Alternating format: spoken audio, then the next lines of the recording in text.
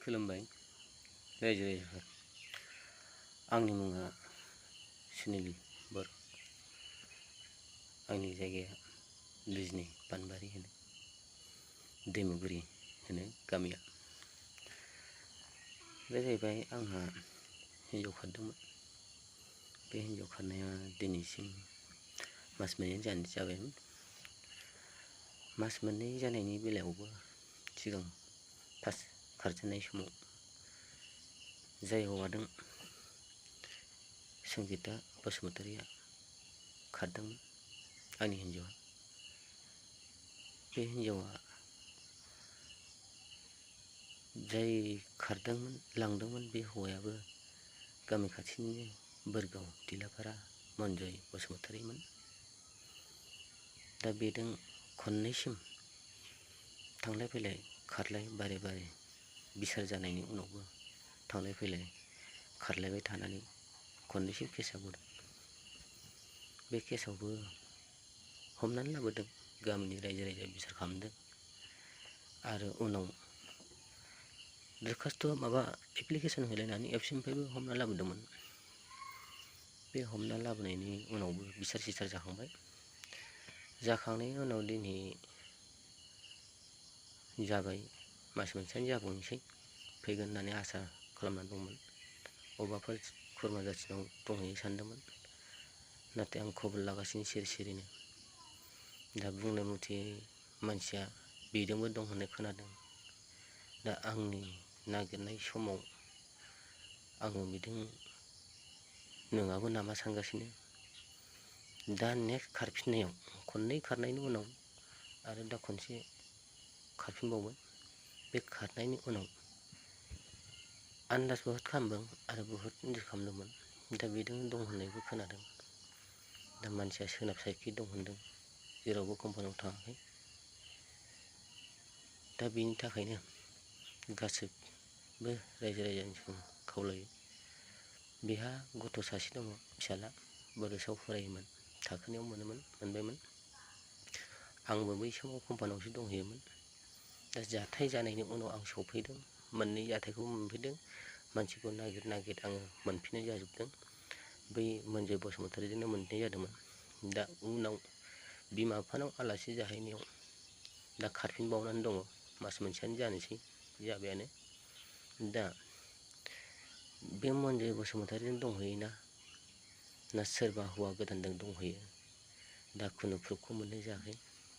खोनानाय मथे सोरबा हौवा गोदानजोंबो होननाय खोनादों आरो खोनानाय मथे बे मनजयजोंनो दं होननायबो खोनादों। दा हमनो हायाखै। आङो सिगांनि बायदि लेखाबो होफिननो हानाय जायासै। मानो होनबा थाखा फैसानि बहुद जामेलायाव गोलैनानै दङ। बेनि थाखायनो नागिरनो होनबाबो नागिरनो हायासै। दिनै गथ'आ गोदाव सोराव दङ, आंबो गोदाव सोराव बायदियानो जानानै दङ।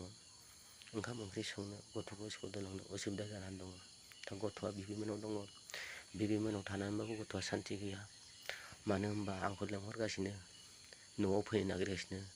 बे गथ'खौ लाबोनानै आं मा खालामगोन? दा बेखायनो आंनि हिन्जाव संगिता बसुमतारिखौ जेरैखि जायगा गामियाव थाया मानो बियो फैफिननांगौ आरो बेखौ बयबो हमना दोननांगौ। सोरजोंबा बियो हौवा गोदानजोंबाबो हाबा जादोंबाबो बिसोरखौ रावबो मिन्थिनायबो जायाखै जानो हागौ। दिनै आं जेरावबो नागाराखै। नागारबा बियो मालांखौबो मोनसिगौमोन खोमा। आं नागारनाय जायाखैमोन, फैगोन साननानै आसा थानानै। दिनै आङो संगिता बसुमतारिखौ मिजिंथिबाय थादोंमोन, नाथाय बियो फैयाखै आरो बे खारनानै दङ। गामि ओनसोलाव थाबाथ' बयबो मानसिफ्रा सिनायगोन आरो सासे हाबा गोनां, हौवा गोनांखा, गथ' गोनांखा हिन्जावखौ लानानै बैहाबो मालाय बोरै सान्थि। आरो जाय बै गोदान हौवाया लादोंमोन बे हिन्जावखौ लागोन, बेबो मिन्थियाखै खोमा सिगाङाव खारनायखौ। खननै जाथाय सासे हौवाजों खारनायखौ बेबो खिजान मिन्थिया जानो हागौ। दा खोथाया थिग बे सिस्टेम थांनानै दं। आंनि खोनानायाव गोदानजोंबो खारदों होनदों आरो बेजोंनो बारे बारे एसेबां खारबाय थानानै रायजो राजाखौ मेगन खाथेनानै बे हौवाजों खारबाय थादों, बा बे हौवायानो लांबाय थादोंमोन। नाथाय एथ' हरखाब बोरै गोदानदों मोनखो आं बिदिबो सानदों। बेखायनो गोदानदोआनो जा गोजामदोआनो जा जाय हौवादों थादों बेनिफ्राय गोजानाव जाथों बा बे जायगा एरिया गामि एरियायाव बे थानो हाया जाथों। मानो होनबा बेखौ साननो हागौ हाबा जायाखै गथ' गथाय गैया सिख्लायैनो होननानै बिसोरबा लांनोबो हागौ। नाथाय बेहा गथ' दं फिसाइ दं आंनो आरो बिनि खारनाया बारे बारे खारबाय थादों। सासे हौवादों लगे लगे खारनानै सानथाम सानब्रैनि उनावनो दा गोदान खारफिननाय जादों। दा बेखायनो जेरैखि गामि बिथोराव थाया मानो बिसोरखौ हमनांगौ बा आंनो खिथाहरनांगौ। कन्टेक्ट नाम्बार मबाइल नाम्बार होनाय जागोन। बिसोरो खोनानाय मथेथ' सोनाब साइडआवनो दं होनदों हाबा जादों ना जायाखै। आंनि खोनानायाव माबा मन्दिराव हाबा जादोंमोननो सोरबा बुंनो लोगो होननानै बिदि थालायनाय मोनसे न'खराव खोनादोंमोन। नाथाय प्रुफखौ मोनथारनायबो जाथारासै। दा बेखायनो जेरावखि थाया बिसोरखौ हमनांगौ आरो आंनिसिम खिथाहरनांगौ। गोजोन्थों।